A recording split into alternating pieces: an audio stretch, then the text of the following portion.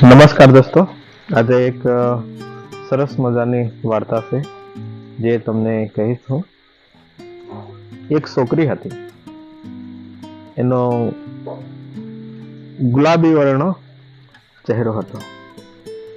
એના ચહેરા પર સ્મિત જ રહેતું હતું, સાથે સાથે એનું ભોળા પણ હતું.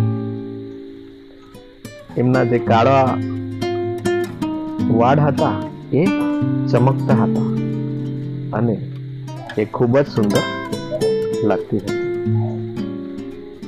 એનું નામ ઝરણા હતું. એ જ્યારે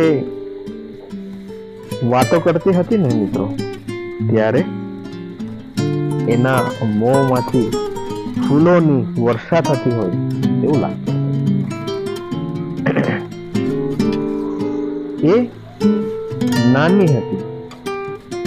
બચપનમાં જ એક અકસ્માતની અંદર એના મા બાપ ગુજરી ગયા હતા. એ કેટલીક વાર એવું થતું હતું કે મમ્મી પપ્પાની એમને ખૂબ જ યાદ આવતી, ત્યારે એ અચાનક રડવા લાગતી. ત્યારે એમને એમ લાગતું કે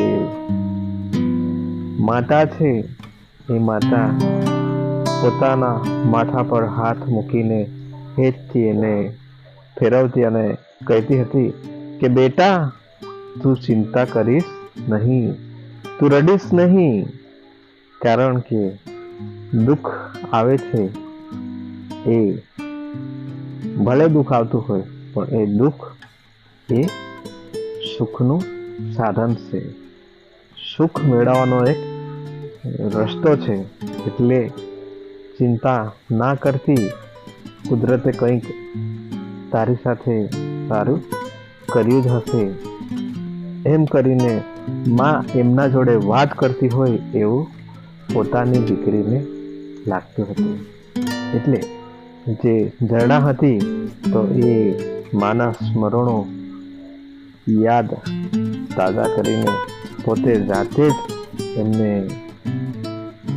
ખૂબ સારું લાગે એ રીતના એ માને યાદ કરતી હતી.